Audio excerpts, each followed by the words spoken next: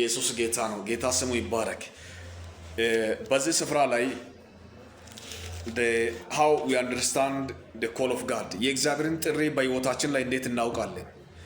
እግዚአብሔር እንዴት ይጠራል? እግዚአብሔር እኔን በምንድን ነው የጠራው የሚለውን አጭር ደቂቃ ውስጥ ላይ ብዙ እውቀት እንድታገኙ በእግዚአብሔር ምሪትና ጥሪ ብዙዎቻችሁ ነጋዴ መሆን ሲገባ አገልጋይ ሆናችኋል።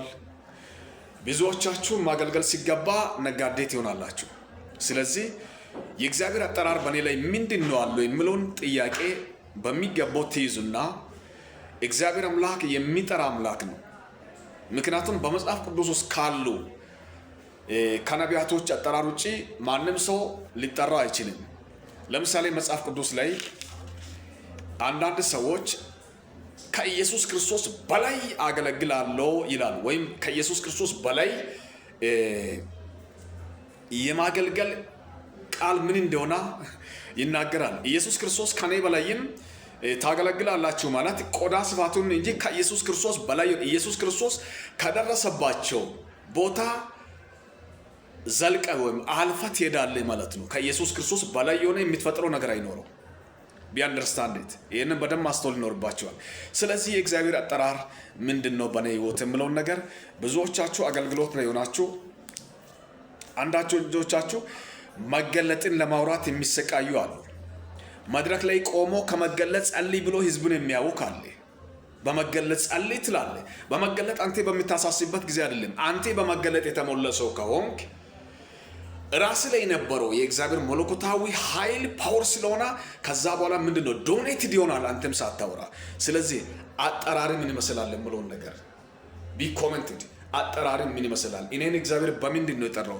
ምን አይነት አጠራር በእኔ ላይ አለ ብለህ ኮሜንት አድርገህ ይህንን ቃል በደንብ ተከታትላችሁ ማንበብ ይኖርባችኋል። ምክንያቱም እግዚአብሔር ሲጠራ ዳዊትን ከዳዊት ህይወት መማር ይኖርባችኋል፣ ከሙሴ ህይወት መማር ይኖርባችኋል። እያንዳንዱን ጥቅስ ከጠቀስኩ ለእናንተ ወይም የሆነ ባልኪ ወይም ሰፋ እንዳይል ቀጣይ በሰፊ የምንገናኝበት እድል ብኖርም እግዚአብሔር ሙሴን የእስራኤልን ልጆች ከዛ ከግብፅ ባርነት እንዲያወጣ በጉን ይዞ ከወጣበት ከኮሬብ ተራራ ነው እግዚአብሔር የተገለጠው። ከዛም ዳዊትም እንዲሁ በግ ጠባቂ በነበረበት ጊዜ እግዚአብሔር ተገለጠ። አንደኛ ሳሙኤል ምዕራፍ 3 ላይ በሚታነቡበት ጊዜ እግዚአብሔር አምላክ ሳሙኤልን በሴሎ ተገለጠ ይላል። በሴሎ ተገለጠ ካለ ለአንተ የት ተገለጠ ነው? የት ነው እግዚአብሔር ለእኔ የተገለጠው? እንዴት ተገለጠ? ብላቴናም ሳሙኤል በኤሊ ፊት እግዚአብሔርን ያገለግል ነበር። በኤሊ ፊት ነው። ኤሊ ካይን ነው። ኤሊ ካይን እያለ እግዚአብሔር ተገለጠ ለሳሙኤል። ብላቴናም ሳሙኤል በኤሊ ፊት እግዚአብሔርን ያገለግል ነበር። እግዚአብሔርም ሳሙኤልን ጠራው። እየሮጣን ወደ ኤሊም ሄዳ አቤቱ የጠራኝ እናውኝ አለ። እኔም አልጠራውም፣ ተመልሰም ተኛ አለ። እንደገናም ተመልሶም ተኛ። ከዛም እግዚአብሔር መጥቶ ሁለተኛም ጠራ። እንደገናም ወደ ኤሊ ሮጣና እናውኝ ጠራኝ አለ። ከዛም እኔ ያልጠራውም ልጄ ተመልሰ ተኛ አለ። በሶስተኛም ጊዜም ጠራ፣ እናውኝ ጠራኝ አለ። ከዛም እኔም አልጠራውም ተመልሰ ተኛ እያለ ከዛም ኤሊም ምንድነው አስተዋለ፣ እግዚአብሔርን ባሪያውን እንደሚጠራ አስተዋለ ይላል። ከዛም እንዲህ አለ፣ የእግዚአብሔር ቃል ወደ ኤሊ አለፋና እናሆይ ባሪያም ይሰማልና ተናገር በለው በል ብለህ ሂድና ተኛ አለ። ኢየሱስ ጌታ ነው። ሳሙኤልም ተመልሶ ተኛና ከዛም እግዚአብሔርም ሳሙኤልን ጠራ። አቤቱ ባሪያም ይሰማልና ተናገር በለው አለ። ጌታ ስሙ ይባረክ። እግዚአብሔር የሚናገረን ሰው ነገስታት ኃያላን ሁሉ ላይ ትፈልጋላችሁ። ነገር ግን የእግዚአብሔርን አጠራር እንዴት ነው አንደርስታንድ የምታደርገው?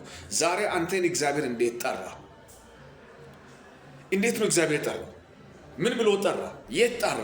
ምን አደርጋለሁ አለ? የጠራው ቃል እስከ እግዚአብሔር እንደሆነ በምን አወቅ?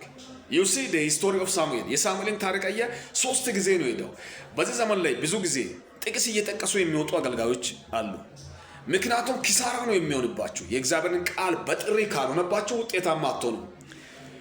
ልክ ለአብርሃም ቃል እንደገባው እግዚአብሔርም ለአብርሃምን ውጣ ብለዋል ብሎ ይወጣዋል። በቃ እግዚአብሔር እዛው ስለተጻፈ ይሄ ታሪክ ነው የተጻፈው። it is a story። ዛሬ ደግሞ የሚጠራው ቃል መለኮታዊ ክብር ነው። እግዚአብሔር አብርሃምን ውጣ ካለ እዚህ ጋር የተጻፈው ቃል እንደ ታሪክ ሆኖ የተቀመጠውን ቃል አንብባ ውጣ ብሏል። መውጣት ሳይሆን አንተን ወዴት ውጣ አለ፣ የት ውጣ አለ፣ ምን አደርጋለሁ አለ።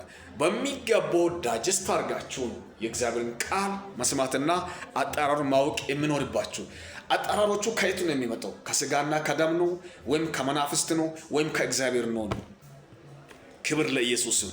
ስለዚህ የእግዚአብሔር አጠራር ራሱ አካል ያለው አጠራር ነው። ሰው ጌታ ስሙ ይባረክ። ልክ እንደዛውም የእናንተን አጠራር የሚታወቁበት መንገድ እግዚአብሔር አምላክ እኔን ምን ብሎ ጠርቶኛል ብላችሁ በሚገባው ቢያንደርስታንድ ጌታ ስሙ ይባረክ። ይህን ስፍራ በሚገባው ስታነቡ ይገለጥላቸዋል። እኔ በዚህ ሰዓት ላይ ከሚያብራረው ቃል ይልቅ በዚህ ስፍራ ላይ መጽሐፍ ቅዱስ ዶክተሬት ስለተማራችሁ የሚገለጥ አይደለም። የተለያዩ የመጽሐፍ ቅዱስ ፊሎሶፊን ቢትሆኑ የሚገለጥ አይደለም። እሱ የሚገለጠው በመንፈስ ቅዱስ ኃይል ነው። ስለዚህ እግዚአብሔር አምላክ ለሳሙኤል በሴሎ እንዲህ ብሎ ተገለጠ። ዛሬ ለአንተስ ምን ብሎ ተገለጠ? የተገለጠውን ቃልስ ምን አድርገህ እንዴት አይነት ሁኔታ ውስጥ ላይ ሆነ ትወጣለህ የሚል ሀሳብ ነው። ጋድ ኦልማይቲ ብሌስ ዩ ኢን ዘ ኔም ኦፍ ጂሰስ። የእግዚአብሔር ፍጹም ፈቃድ ይባርካችሁ። ይህንን በመስማት በተለያዩ ሰዎች ላይ ሼር ማድረግና ማድረስ የእናንተ በረከትን ብሮድ የሚታረግበት የሚታስፋፉበትን የሚሆነው በጌታ በኢየሱስ ክርስቶስ ስም ፈጽማችሁ ተባረኩ። የእግዚአብሔር ግልጠት ይህን ቃል በሚሰሙበት ጊዜ ግልጠት ይመጣላችኋል። ጋድ ኦልማይቲ ብሌስ ዩ ኢን ጂሰስ ክራይስት ኔም።